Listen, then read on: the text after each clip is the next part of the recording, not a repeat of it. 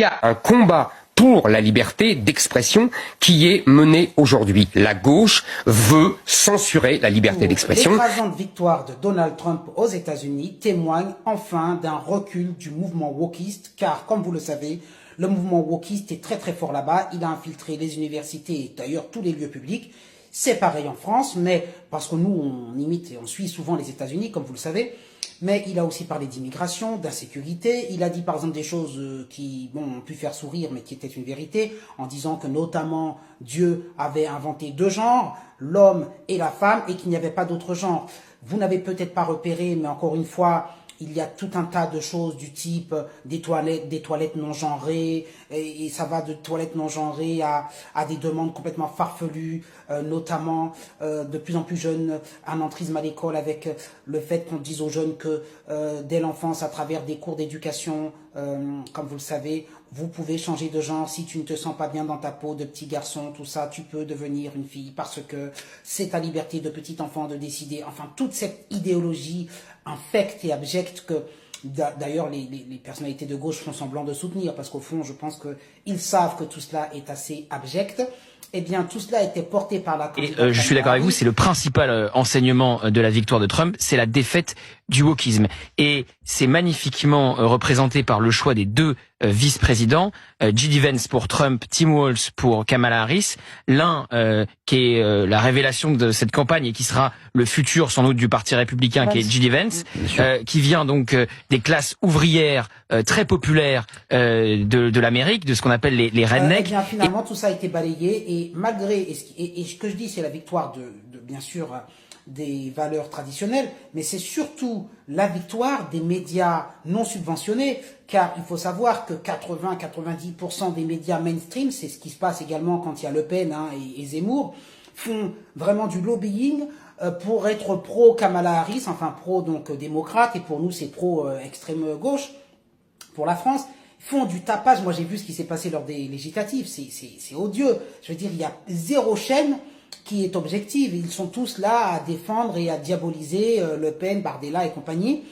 Et bien sûr, de nous dire que dans les débats, c'est toujours la gauche qui gagne et compagnie. Donc là, il y a eu un énorme mensonge qui a été fait. Mais il faut savoir, hier, moi, je regardais une émission comme Tocsin. Tocsin, par exemple, c'est une chaîne, comme vous savez, je passe sur GPTV. Bon, GPTV aussi. Ce sont des chaînes non subventionnées. C'est-à-dire qu'ils invitent justement des invités comme moi, ou encore d'autres qui ont des connaissances politiques beaucoup plus importantes que les miennes, mais en tout cas, ils invitent des personnes qui, comme moi, ont un franc-parler et qui disent les choses, qui dénoncent le réel. Moi, j'ai dénoncé notamment l'escroquerie de Big Pharma autour du TDAH et tout ça inventé. Vous savez que je suis un lanceur d'alerte. Et ça, vous n'entendrez jamais ça sur les médias mainstream qui vont vous faire avaler la doxa, la pilule, à savoir que maintenant 9 enfants sur 10 sont atteints de TDAH, quasiment, quoi. On va vous faire croire ça. Trouble du déficit de l'attention. Bon, on vous fait croire tout un tas de choses. Il y a aussi les fameuses injections. On ne veut plus en parler, mais vous le savez. Il y a énormément de manipulations de la part du gouvernement. Eh bien, bon, on accuse ces chaînes non subventionnées d'être complotistes. Donc, nous serions des complotistes. En attendant, aux États-Unis, pour revenir sur Donald Trump, il y avait un lobbying énorme de toutes les chaînes mainstream, mais désormais, grâce, et c'est là que je voulais en venir, à la nouvelle technologie, au smartphone, au podcast, enfin bref, à YouTube notamment, avec toutes les chaînes qui peuvent diffuser, à TikTok aussi, les gens regardent de moins en moins la télé. Voilà la victoire en fait. D'où vient la victoire? C'est que vous avez les médias mainstream qui veulent vous donner une idéologie qui n'est pas la majorité, une sorte doxa, bien sûr, woke, pour soi-disant l'égalité des chances et compagnie, machin, mais c'est une idéologie que ne partage pas le peuple. Et le peuple, lorsqu'il se met à regarder finalement des médias qui ne sont pas subventionnés, comme je dis, comme Tocsin. Tocsin, hier, par exemple, je regardais une émission, je vous disais, ils avaient 12 000 personnes en live en même temps sur ces sujets-là, sur notamment la victoire de Donald Trump et sur notamment le fléau qui était le wokisme. La victoire de Donald Trump, vous allez le voir dans les vidéos qui suivent, c'est enfin la victoire finalement des valeurs traditionnelles sur le wokisme. Ça, c'est énorme et c'est aussi la victoire des médias non subventionnés, ce qu'on appelle les petites chaînes, sur les médias mainstream que les gens regardent de moins en moins. Je ne sais pas pour vous, mais moi, il y a très longtemps, mais vraiment très longtemps, que je n'ai pas regardé TF1, France 2 et tout ça. Je vous ai posté des vidéos de Laurent Ruquier, de Léa Salamé. Toutes ces personnes sont abjectes. par leur mauvaise foi. Madame Lapix aussi, quand elle avait interviewé Bardella, toutes ces personnes-là sont abjectes, dénoncent tout le temps, fait toujours un procès d'intention à toutes les personnes qui parlent de patriotisme. Dès qu'on commence à parler du drapeau bleu, blanc, rouge et des valeurs françaises et qu'on commence à expliquer qu'il y a peut-être un problème avec les OQTF, qu'il y a un problème avec l'accueil en France de certains migrants et tout, la drogue, vous avez vu l'insécurité, les quartiers, tout ça, non, faut pas en parler, on est des méchants, on n'est pas humanistes, on n'accueille pas, voilà. Donc tout ça, il y a une pression. Mais sauf que là, ils se rendent compte, ils commencent à se rendre compte que leur monopole, il commence à devenir tout petit. Vous savez, c'est comme à l'époque de France Télécom, hein, quand ils faisaient payer Wanadoo 50 € l'abonnement, 70 €. Puis que Free est arrivé et puis a dit bon allez c'est 30 € pour les 3 services et puis basta. Eh ben ils ont été obligés de s'aligner. Voilà. Donc là c'est ce qui se passe. Vous allez voir, moi je prédis dans le futur que vous allez entendre de plus en plus sur certaines chaînes. La victoire de Trump, le 47e président des États-Unis, est historique.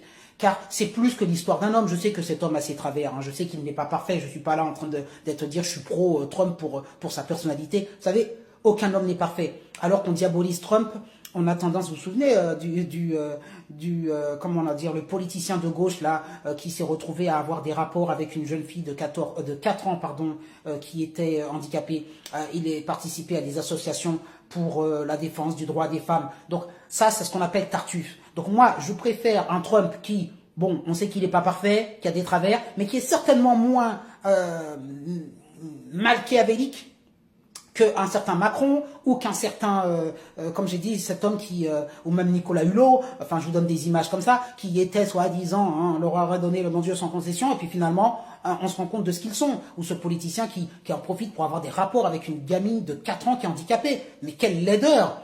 Eh bien lui, il était bien à gauche, hein, il faisait bien. Si vous savez le nombre de casseroles qu'a la gauche, je me dis, voilà, ils sont là comme s'ils étaient en l'odeur de sainteté auprès de qui? Mais dites-moi, vous avez là eu dans l'autre jour les LFistes, le mec il a été carrément, c'est un camé, à la sortie du métro, il va aller acheter de la drogue. Et vous avez l'autre aussi qui en vendait, enfin bon, ils ont tous des casseroles, l'autre Katniss il bat sa femme, enfin bon, toi c'est bien la gauche, c'est la sainte gauche. Alors voyez ce que je veux vous dire, c'est que Trump, encore une fois, il a ses défauts, mais au moins, il n'avance pas masqué et ce n'est pas un tartuffe. Il dit ce qu'il pense et ce qu'il va faire. Alors, vous avez l'autre, là, qui dit, oh là là, vous écoutez les tweets de Rousseau, là, et de compagnie, oh là là, ah ben, c'est terrible, Trump est passé, maintenant, ben, protégez-vous les femmes, et puis, c'est terrible, gna gna, mais Rousseau, non, c'est pas terrible. Vous avez vu ce qui s'est passé l'autre jour au Liban, en Iran, pardon, hein, cette Iranienne qui est sortie, en petite tenue pour protester. Et puis l'autre, Rousseau qui dit, bah oui, mais courage à cette femme. Mais tu as juste dit, rappelle-toi Rousseau, que c'était un accoutrement qui était très joli et qui embellissait la femme. Rappelle-toi, tu as défendu tout ça. Tu étais pour la baya et tout. Ne viens pas aujourd'hui faire la pseudo-féministe qui vient dire que cette Iranienne est courageuse. Elle est courageuse, elle n'a rien à voir avec les femelles et les... Bon, bref, je ne vais pas rentrer dans ce débat. Pour revenir là-dessus, justement, avec Trump, tout cela, ça se termine. C'est-à-dire qu'à un moment donné, les féministes, les néo-féministes qui ont tendance à digresser vers le genrisme, parce que aujourd'hui c'est ce qu'il se passe, c'est plus du féminisme à l'ancienne. Nous, les personnes, les hommes et toutes les personnes qui sont pour l'égalité homme-femme n'ont jamais remis en question l'idée qu'une femme doit avoir sa place au même titre qu'un homme. Mais quand on demande à une femme de posséder une verge et qu'elle peut posséder une verge et faire croire à une femme qu'une femme peut être un homme et inversement, eh bien, ce sont des valeurs que le peuple ne tolère plus. Et évidemment, lui, il met en avant les valeurs chrétiennes, les valeurs traditionnelles, les valeurs de la famille. Vous avez vu, là, la famille de Trump, là, ils sont au complet. Et ils fêtent la victoire ensemble. Et ils sont pour des valeurs traditionnelles. Alors, évidemment, ça fait chier la gauche qui veulent des hommes déconstruits, hein, c'est ce qu'a dit Sandrine Rousseau. On veut déconstruire, c'est-à-dire que il faut arrêter avec l'image de l'homme viril. Mais qu'est-ce qu'il représente si ce n'est l'image de l'homme viril, Monsieur Trump? C'est ce qu'il représente et c'est ce que l'on veut. On veut des hommes qui soient des hommes et on veut des femmes qui soient des femmes. Et ça ne veut pas dire pour autant que l'on méprise la femme parce qu'elle est une femme et un homme parce qu'il est un homme. Et vous avez vu que beaucoup de latinos ont voté pour Trump parce que eux-mêmes en ont marre de subir les affres de l'immigration. Ils subissent les affres de l'immigration avec les drogues et tout ça. Toute l'insécurité que nous connaissons à Paris. Vous avez vu ce qui s'est passé à Grenoble. Ils connaissent tout ça aux États-Unis. Et ils voient bien que ça vient par l'immigration également. Et ils ont tous un sentiment de patrie et de nationalisme. Et ils veulent tous rester américains. Ils ne veulent pas être anglo-saxons. La gauche veut censurer la liberté d'expression. Elle ne veut pas que l'on parle au peuple librement. Et aujourd'hui, cette victoire de Donald Trump est une bouffée d'oxygène pour les gens qui, comme moi, se battent pour cette liberté et pour la maintenir. Et ce n'est pas facile, vous avez tout à fait raison, je suis régulièrement attaqué, convoqué. Aujourd'hui, nous n'avons pas de Trump. Nous n'avons pas, Zemmour a essayé d'incarner, il ne peut pas parce que il n'a pas les épaules. Vous avez Le Pen qui a tendance à adoucir son discours au point que elle essaie de, parce qu'elle a compris qu'en France on n'était pas prêt. Les médias mainstream font un tel lobbying, mais aujourd'hui, je vous donne rendez-vous en 2027 et je vous parie qu'en 2027, les médias mainstream à nouveau vont réessayer, France 2 et compagnie, de nous diaboliser la droite. Voilà. Et alors ça a marché pendant 3, 4, 5, 6 élections précédentes. Est-ce que cela va marcher en 2027? Étant donné que nous avons eu l'exemple Trump, il se pourrait que cette fois-ci, enfin, et puis surtout avec la montée, comme je vous l'ai expliqué, des chaînes non subventionnées, regardez, moi je vous conseille de plus en plus de regarder GPTV, de regarder Toxin, de regarder ces chaînes où la parole est libre. Vous allez voir dans les vidéos que je dis que je vais vous poster là, que la parole n'est pas libre en France, que Emmanuel Macron, avec ses organismes de censure, comme vous avez vu, par exemple, ils vont supprimer la chaîne d'Hanouna, enfin supprimer C8, toutes ces instances de censure là qu'ils mettent en l'Arcom et compagnie qu'ils vont inventer, tout ça, c'est dirigé par Emmanuel Macron pour faire taire le peuple.